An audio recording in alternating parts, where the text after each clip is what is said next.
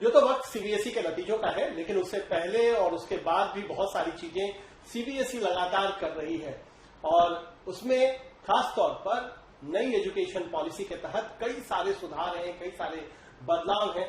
उन तमाम विषयों पर बात करने के लिए हमारे साथ सीबीएसई के सचिव अनुराग त्रिपाठी जी हैं।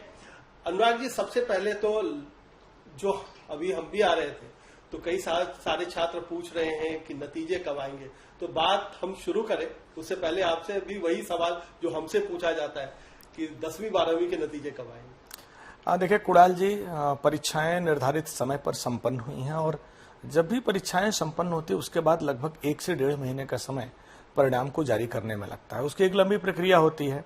हमारे पास 16 रीजन है पूरे देश में और उन 16 रीजन के अधीन हमारे पास लगभग 27,000 स्कूल हैं जहां पर ये परीक्षाएं अलग अलग विद्यालयों में संपन्न होती हैं। बच्चों की कॉपियों का इवैल्यूएशन करना, उनके मार्क्स की अपलोडिंग करना, इसके बाद हमारा आईटी सिस्टम बहुत सारी ऐसी चीजों को चेक करता है जिससे रिजल्ट में कोई त्रुटि ना रह जाए। तो इसमें लगभग 1 से सवा महीने का समय लगता है। तो मैं परीक्षा परिणाम के बारे में यही कहूंगा कि इसके बारे में बच्चे किसी तरह के एंजाइटी या तनाव में ना रहें और प्रक्रिया लगभग जारी है, अपने अंतिम चरण में। इसमें कुछ समय और लग सकता है और जैसे ही परीक्षा का परिणाम तैयार होगा हम देश के सामने उसको जारी कर सकेंगे। तिथि या डेट बता पाना अभी संभव नहीं है, थोड़ा और समय लगेगा, लेकिन हम बेहतरीन रिजल्ट देश के सामने देंगे। चलिए, नतीजे तो जो छात्रों के आएंगे वो तो हैं ही, लेकिन आप लगातार परीक्षाएं दे रहे हैं क्योंकि आपके अपने अंदरूनी तौर पर बहुत सारे बदलाव चल रहे हैं, चाहे वो पाठ्यक्रम में हो, चाहे शिक्षा प्रणाली में हो, पठन पाठन के तरीके में हो या फिर इवैल्यूएशन में। क्या कुछ नई जो शिक्षा नीति 2 साल पहले आई थी उसके तहत सीबीएसई आगे क्या कुछ करने जा रही है? नई शिक्षा नीति 2020 भारत सरकार द्वारा लाया गया शिक्षा के क्षेत्र में एक ऐतिहासिक कदम है।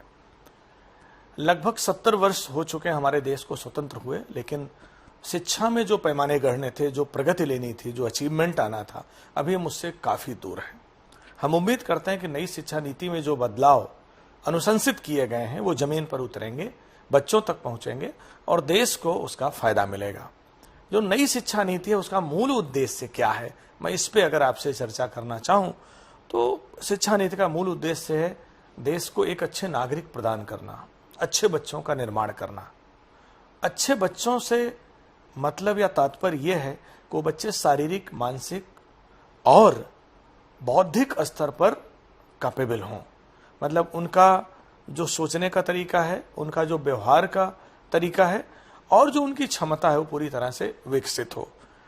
बच्चों के कंप्लीट पर्सनालिटी डेवलपमेंट के लिए, बच्चों को कॉम्पिटेंसी बेस्ड और स्किल बेस्ड एजुकेशन देने के लिए नई शिक्षा नीति मूलतः 3 बदलावों की बात करती है।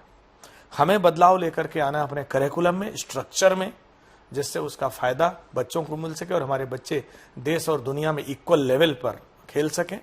हमें परिणाम और सुधार लेकर के आना है पेडागॉजी में, मतलब पढ़ाने लिखाने के तरीकों में, जिससे रटने की जगह अनुभवपरक शिक्षा मिल सके और अंक लेने के साथ साथ बच्चे अपनी क्षमता विकास कर सके, कौशल विकास कर सकें, रोजगार प्राप्त कर सकें और देश के विकास में अपनी रचनात्मक भूमिका दे सके।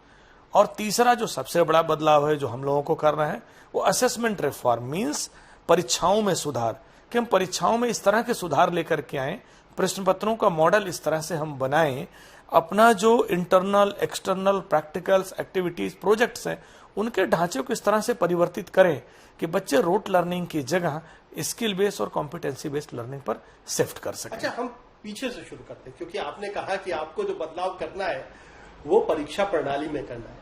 अब परीक्षा प्रणाली तो बहुत सालों से चल रही है। इस बार आपने 2 टर्म की परीक्षा की, लेकिन वो कोविड की वजह से हुआ। आगे हम किस किस तरीके का बदलाव देखेंगे, क्योंकि जो आने वाले समय में 10वीं या 12वीं की परीक्षाएं देंगे उनके मन में ये बहुत ज्यादा जिज्ञासा होगी कि आखिरकार आगे क्या कुछ बदलाव होगा। कुणाल जी, आपके माध्यम से और आपके चैनल के माध्यम से विशेषकर विद्यार्थियों को, अभिभावकों को और अध्यापकों को मैं ये बताना चाहूंगा कि अब वो समय आ गया है जब हम मानसिक रूप से अपने को तैयार रखें कि जो अभी तक हम रटाने वाली शिक्षा देते रहे हैं कि एक अध्यापक आते हैं 40 मिनट अपने तरीके से पढ़ाते हैं और बच्चे रट करके या थोड़ा सा ज्ञान प्राप्त करके 100 में 100 अंक ले लेते हैं, उसको बदलने की जरूरत है। क्योंकि पूरे देश और दुनिया में ये देखा जा रहा है कि ये जो हम पढ़ा रहे हैं, बावजूद इसके बच्चे स्किल्ड और कॉम्पिटेंट नहीं है। 100 में 100 नंबर लेने के बावजूद बच्चों की कोऑपरेटिव स्किल जितनी है, कम्युनिकेशन स्किल उनकी जो है, बच्चों की क्रिएटिविटी है, बच्चों की प्रॉब्लम सॉल्विंग है, लीडरशिप है, कम्युनिकेशन है, उसमें बच्चे बहुत पीछे हैं। और अगर ये स्किल्स नहीं होंगी तो नंबर लेकर के भी वो जीवन में और समाज में सफल नहीं हो पाएंगे। इस उद्देश्य को सामने रख के सीबीएसई अपनी परीक्षाओं में बदलाव लगातार कर रही है। उन बदलावों में हम एक बड़ी चीज आपसे ये बोलेंगे, हम लोगों ने ये माना है कि सिर्फ 3 घंटे एक विषय की परीक्षा लेकर के, वो भी वर्ष के अंत में, बच्चे का पूरा आकलन नहीं हो सकता है। बच्चे का आकलन असली तरीके से तो पेरेंट्स और टीचर्स साल भर करते हैं। तो साल भर उसका आकलन हो सके, उसके हम लोगों ने इंटरनल असेसमेंट की व्यवस्था की है। सारे प्रश्न पत्रों में जिनमें प्रैक्टिकल एग्जाम्स नहीं है, वहां 20% इंटरनल असेसमेंट लागू कर दिया है। और यह नई शिक्षा नीति के प्रयोग के तौर पर है, सुझाए गए तरीकों के तहत है। उन 20% प्रश्नों में विद्यालय के टीचर, प्रिंसिपल, पेरेंट्स, उसका पीयर ग्रुप बच्चे को असेस करेगा। उसमें प्रोजेक्ट्स भी होंगे, उसका इंडस्ट्री कनेक्शंस भी होगा, उसमें बच्चे सामाजिक सेवा की, सहभागिता की भावना से भी आगे बढ़ेंगे, स्पोर्ट्स की चीजें भी होंगी। एक दूसरा बड़ा बदलाव हम जो परीक्षा प्रणाली में लेके आ रहे हैं, वो प्रश्न पत्रों के ढांचे को बदलने को लेकर के है। तो ढांचों में 2 बदलाव हमने लागू कर दिया है। पहला, हम लोगों ने अपने प्रश्न पत्रों में इंटरनल 33% क्वेश्चन बढ़ा दिए हैं, आइदर ए और बी और सी। तो चॉइसेज बढ़ा दी हैं कि बच्चे तनाव मुक्त होकर के बड़ा प्रश्न पत्र प्राप्त करें, जिसमें 33% प्रश्न ऐसे होंगे जिनमें विकल्प होगा, ए कर लो या बी कर लो। इसी तरह से प्रश्न पत्रों के ढांचे में एक दूसरा बदलाव ये किया है कि हमारे जो प्रश्न हैं अब वो कॉम्पिटेंसी और स्किल बेस्ड पूछे जा रहे हैं। मतलब कि एक होता रट करके उत्तर लिख लेना एक पेज में, और एक होता पैराग्राफ पढ़ना, एनालिटिकल माइंड से सोचना, दिमाग लगाना, क्रिटिकली थिंक करना, रिलेट करना, को रिलेट करना, और फिर प्रश्न का एक नया उत्तर लेकर के आना। ये उत्तर किताबों में और प्रश्नों में नहीं मिलेगा, कॉपियों में नहीं मिलेगा। इसके लिए पेरेंट्स को, टीचर्स को, बच्चों को प्रैक्टिस करनी होगी कि हम इस तरीके के प्रश्नों का उत्तर देने के लिए बच्चों को कैसे तैयार करें। एक तीसरा बदलाव जो हम लोग असेसमेंट में लेकर के आ रहे हैं, वो 3री, 5वीं और 8वीं के बच्चों का प्रत्येक वर्ष स्ट्रक्चरल असेसमेंट है। अभी तक एक बोर्ड परीक्षा 10वीं और 12वीं में होती है। बच्चे 1 to 10 तक क्या कर रहे हैं, किस लेवल पे हैं, कहाँ गैप है, उसके बारे में अध्यापक और टीचर से सीबीएसई कोई शेयर नहीं करता था। प्रत्येक वर्ष हम 3री, 5वीं और 8वीं के बच्चों का असेसमेंट सर्वे करेंगे। ये परीक्षा वैसी नहीं होगी जिसके नंबर मिलेंगे। इस परीक्षा में हम अध्यापकों को, पेरेंट्स को, स्कूलों को ये बता सकेंगे कि आपका बच्चा जो सेकंड में इस लेवल पे था, वो क्लास 3 में किस लेवल पर पहुंचा। ऐसा तो नहीं कि 3री के बच्चे को 2री का गणित और विज्ञान नहीं आता।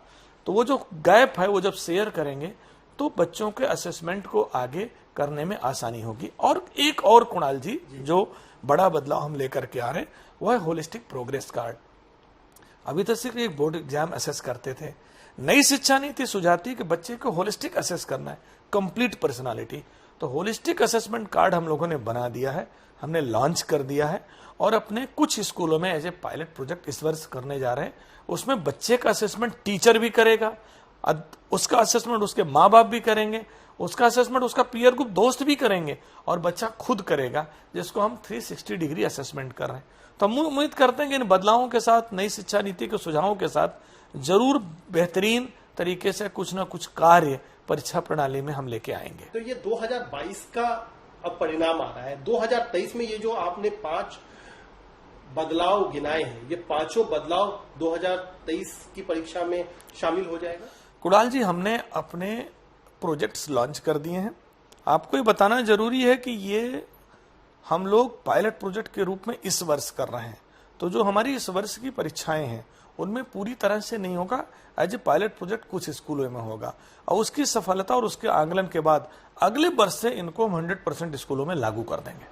अच्छा, चलिए, ये बात हुई कि परीक्षा प्रणाली में आपने क्या कुछ बदलाव कर लिया, आप जो छात्रों का आकलन है वो कैसे करेंगे। एक नेशनल एजुकेशन पॉलिसी को लेकर के, चूंकि आपकी स्कूलों से भी बातचीत होती रहती है, जो शिक्षक हैं उनके मन में कुछ आशंकाएं हैं कि क्या बदलाव हो जाएगा, क्या पूरा स्कूल का जो अभी तक पैटर्न चला रहा था या जो शिक्षक का पठन पाठन का तौर तरीका था वो क्या पूरी तरह बदल जाएगा या उन पर भार आ जाएगा? बच्चों से तो भार आप घटा रहे, शिक्षक पर भार डाल रहे। कुणाल जी, मैं यही कहना चाहूंगा कि अभी तक अध्यापकों को और बच्चों को भार क्यों लगता है? भार उस चीज का लगता है जिसमें मजा नहीं आती, जिसमें आनंद नहीं आता। बच्चों को खेलने का मन कर रहा है और हम रटा रहे हैं, बच्चों को एक्टिविटी करने का मन कर रहा है और हम परीक्षा में उनसे याद करके कुछ चीजें पूछ रहे हैं। अध्यापकों के जो पढ़ाने का तरीका वो हम वन वे तरीके से लेकर के आ रहे हैं, करिकुलम को पूरा करने का, सिलेबस को पूरा करने का तनाव दे रहे हैं। ये सारी व्यवस्थाएं धीरे धीरे बदल रही हैं। एनसीईआरटी अपने करिकुलम को भी इम्प्रूव कर रही है, नया नया लॉन्च कर रही है, और जो बुक का बस्ते का बोझ है उसको भी 30 से 33% घटाने का प्रयास कर रही है। और पिछले कुछ दिनों में आपने देखा होगा कि बहुत सारे विषयों के सिलेबस को कम किया गया। क्यों? जब पुस्तकों के बोझ को, अध्यायों के बोझ को कम करेंगे तभी तो बच्चे प्रोजेक्ट्स, एक्टिविटी, सेवा, इंडस्ट्री इनमें जाकर के अनुभव लेंगे, और जब अनुभव लेंगे तभी बच्चे क्रिएटिव, इनोवेटिव हो सकेंगे। तो मैं कहूंगा कि जो पेडागॉजी पुरानी होती थी वन वे पढ़ाने की, रटा करके पढ़ाने की, अब वो एक्सपीरियंशियल होने जा रही है। आर्ट इंटीग्रेटेड हो रही है, सब्जेक्ट इंटीग्रेटेड हो रही है, लाइफ इंटीग्रेटेड हो रही है। तो जब अध्यापक भांति भांति से बच्चों को पढ़ाएगा, इंटरेस्टिंग बनाएगा अपने पढ़ाने के तरीकों को, तो ना तो बच्चों को बोझ लगेगा और ना ही अध्यापक को बोझ लगेगा। और दूसरी चीज, बोझ से ज्यादा मैं कहूंगा तनाव होता था। बच्चों की परीक्षा आ जाती थी तो बच्चे खाना पीना सब भूल जाते हैं। जब पढ़ाने का तरीका वर्ष भर चलेगा, असेसमेंट वर्ष भर चलेगा, हर महीने कुछ ना कुछ नई नई चीजें होंगी, तो मुझे लगता है कि तनाव और दबाव दोनों कम होगा। अच्छा, तो एक तो जैसे दिल्ली में हम हैं, तो दिल्ली या जो बड़े शहरें हैं वहां पर तो स्कूलों के पास साधन है। जो गांव है, छोटी छोटी जगह हैं, वहां साधनों का अभाव। तो जो ये बदलाव आप कर रहे हैं, क्या आपने ये एसेस कर लिया है कि इस तरीके की रुकावटें नहीं आएंगी, खासतौर पर गांव में या ऐसी जगहों पर जहां पर पहुंचना भी मुश्किल है? कुणाल जी, नई शिक्षा नीति जो प्रमुख 3 बदलावों की बात करती है, मैंने फिर कहा, एक करिकुलम है, स्ट्रक्चरल चेंज है जिसमें 5+3+3+4 की व्यवस्था लेकर के आई है, आंगनवाड़ी से कनेक्ट किया है, कॉम्प्लेक्सेस को जोड़ने की बात है। उसी स्ट्रक्चरल चेंज में हायर एजुकेशन में डिप्लोमा, डिग्री, रिसर्च की बात है, एग्जिट इन की बात है, बच्चा कोई भी विषय ले सके उसकी बात है, किसी तरह के स्ट्रीम का प्रेशर नहीं होगा उसकी बात है, वोकेशनल विषय और मुख्य विषयों के बीच की खाई को खत्म करके दोनों को जोड़ने की बात है। ये जितने बदलाव लाए जा रहे हैं ये वर्तमान सेटअप में 100% लागू हो सकते हैं। इन बदलावों के लिए ना तो बहुत ज्यादा पैसे की जरूरत है, ना ही किसी इंफ्रास्ट्रक्चरल चेंज की जरूरत है। पेडागॉजी बदलने की जरूरत किसको है? वर्तमान शिक्षकों को। हम ट्रेंड कर रहे हैं, अवेयर कर रहे हैं, वो भी अपने को तैयार कर रहे हैं। उनको सिर्फ अपने को ए से बी में शिफ्ट करना है, पढ़ाने के तरीकों में बदलाव लेकर के आना है। असेसमेंट रिफॉर्म किसको करना? हमें करना है। उसके लिए हम लगातार लॉन्च कर रहे हैं, इसी व्यवस्था में कर लेंगे। तो करिकुलम, पेडागॉजी, असेसमेंट, मुझे नहीं लगता है कि ये तीनों देश के कोई ऐसे विद्यालय हैं जहां लागू नहीं हो सकते हैं। विद्यालयों में बिल्डिंग है, विद्यालयों में टीचर हैं और विद्यालयों में अध्यापक हैं। अगर बिल्डिंग है, अध्यापक हैं, शिक्षक हैं, तो ये व्यवस्था बड़ी आसानी से लागू हो सकती है। अच्छा, एक आखिरी सवाल कि 2023 में जो छात्र जा रहे हैं, क्योंकि उनका सबसे ज्यादा इसमें रुचि भी होगी इस सवाल में, कि उनके लिए क्या क्या कुछ बदलाव होंगे, क्योंकि आपका एक ये निरंतर प्रोसेस है, कई सालों में आप लागू करेंगे, लेकिन अगले साल जो छात्र परीक्षा देंगे उनके लिए क्या क्या बदलाव होगा? कुणाल जी, अगर मैं असेसमेंट रिफॉर्म की बात करूं तो अगले वर्ष जो परीक्षा हम लोग लेंगे, लगभग 1 वर्ष बाद जो 10वीं और 12वीं के लेंगे, सबसे पहले तो बच्चों को बदले हुए प्रश्न पत्र मिलेंगे जिसमें कुछ परसेंटेज कॉम्पिटेंसी और स्किल बेस्ड प्रश्नों का होगा, जिसको रट करके उत्तर बच्चे नहीं दे पाएंगे। होलिस्टिक लर्निंग स्कूल को देनी होगी और बच्चे प्रोजेक्ट, एक्टिविटी इन सब को करके उसका बेहतर उत्तर दे सकेंगे। तो मूल बदलाव तो प्रश्न पत्र के ढांचे में हम कर रहे हैं। इस वर्ष लगभग 30% ये बदलाव हो चुका है, अगले वर्ष उसको हम इससे ज्यादा बढ़ाएंगे। तो प्रश्न पत्र और प्रश्न नए तरीके के होंगे जिसको रटना संभव नहीं होगा। दूसरा बदलाव जो बच्चों को देखने को मिलेगा वो ये मिलेगा कि अभी तक सिर्फ किताबी ज्ञान की जिम्मेदारी रहती थी विद्यालयों में, अब हम लोगों ने स्पोर्ट्स को कंपलसरी कर दिया है और पढ़ाने के तरीकों में स्पोर्ट्स, आर्ट, लाइफ, जीवन की तमाम सारी व्यक्तिगत चीजें, सामाजिक चीजें जोड़ दी हैं। तो बच्चों को पढ़ाने के तरीकों में बदलाव मिलेगा। कुछ बच्चों को प्रयास करना होगा कि जो अध्यापक उनकी कक्षा में आ रहे हैं वैसे तरीके अध्यापक लागू कर सकें। कुछ अध्यापकों को बदलना होगा। तो बच्चों को पढ़ाने का जो तरीका था, बच्चे खुद आनंदित होंगे कि अब उनके पढ़ाने में कुछ परसेंटेज प्रोजेक्ट्स का आ गया है, कुछ एक्टिविटीज का आ गया है, कुछ परसेंटेज सेवा का आ गया, सोशल सर्विस का। बच्चे अब इंडस्ट्रीज में जाएंगे, समाज की अलग अलग सेक्टर्स में जाके अनुभव प्राप्त करेंगे, खेती किसानी भी देखेंगे, फैक्ट्रियों को भी देखेंगे बच्चे। तो एक दूसरा बदलाव दिखेगा कि सिर्फ क्लासरूम में जो टीचिंग होती थी, 40 मिनट में एक अध्यापक आएगा और बच्चे वन वे रिसीवर की तरह रिसीव करेंगे, उसमें बड़ा बदलाव बच्चों को देखने को मिलेगा। टीचर मल्टी मोड टीचिंग में अपने को शिफ्ट कर रहे हैं, लगातार लेकर के आ रहे हैं। एक तीसरा जो मूल चीज जो आने वाली परीक्षा में बच्चों को दिखाई पड़ेगा, वो हम लोग ये लेकर के आ रहे हैं कि परीक्षाओं में सिर्फ किताबी ज्ञान न पूछा जाए। जो स्किल्स हैं जो 21वीं शताब्दी में जीने के लिए और सफल होने के लिए जरूरी है, वो स्किल्स महत्वपूर्ण स्किल्स हैं जिनमें कोलैबोरेटिव स्किल है, जिसमें कम्युनिकेशन स्किल है, जिसमें क्रिएटिविटी है, जिसमें क्रिटिकल थिंकिंग है, लीडरशिप है, फ्लेक्सिबिलिटी है, सोशल स्किल्स हैं। इसका असेसमेंट अभी तक परीक्षाओं में नहीं होता रहा है। परीक्षाओं में तो ज्ञान का असेसमेंट होता है, स्किल से तो परीक्षाएं दूर रही हैं। उन स्किल्स को प्रश्नों में पिरोया जा रहा है कि जो विज्ञान, गणित, समाज विज्ञान, भाषा के प्रश्न होंगे उनमें collaborative, critical thinking, communicative, social skill, leadership, उनके असेसमेंट के प्रश्न मढ़े जाएंगे। तो बच्चों को उन स्किल्स पर भी अब ध्यान देना होगा, अध्यापकों और पेरेंट्स को प्रमोट करना होगा, जिससे हमारी बच्चे 21वीं शताब्दी की दुनिया के लिए तैयार हो सके। यानी किताबी ज्ञान के साथ साथ उनका जो रुझान है उस पर आपका जोर रहेगा। अब चूंकि हमने बहुत सारी बातें की, आखिर में अब फिर हम वर्तमान पे आ जाते हैं। इस बार तो टर्म 1 टर्म 2 हुआ था, अगली बार से नहीं होगा। तो क्या इस बार आपने तय कर लिया कि टर्म 1 और टर्म 2 को कितना वेटेज देंगे, क्या है इसका हो गया? जी देखिए, टर्म 1 और टर्म 2 दो परीक्षाएं विशेष परिस्थितियों में हुई और कोविड का भी समय था, और हम लोगों ने ये भी बता दिया कि अगली बार से सिर्फ हम फाइनल एग्जाम ही लेंगे, उसी में करेंगे। जहां तक इस वर्ष टर्म 1 और टर्म 2 दोनों के मार्क्स ऐड होंगे, जो उसका वेटेज कितना क्या होगा वो बच्चों के हित को देखते हुए, बच्चों की क्षमता को देखते हुए, परीक्षाओं की परफॉर्मेंस को देखते हुए लिया जाएगा। उस वेटेज को अभी इस चैनल के माध्यम से बताना संभव नहीं है, क्योंकि वो गोपनीय है। तो जब परिणाम आएगा तो आपको और बच्चों को पता चल जाएगा। लेकिन हम ये जरूर बताएंगे कि हमारा पूरा ध्यान ये है कि इससे किसी तरह का तनाव बच्चों और अध्यापकों पर नहीं पड़े, हम वही करेंगे। चलिए, तो वर्तमान और भविष्य की रूपरेखा पूरी तय कर रखी है सीबीएसई ने, और छात्रों पर दबाव कम हो, उनके जो हुनर है उसको आगे बढ़ाया जाए। और खास तौर पर जैसा अनुराग जी ने कहा कि आगे 21वीं सदी के लिए जो जनरेशन है वो वैश्विक हिसाब से तैयार हो, उसकी पूरी तैयारी सीबीएसई ने कर रखी है।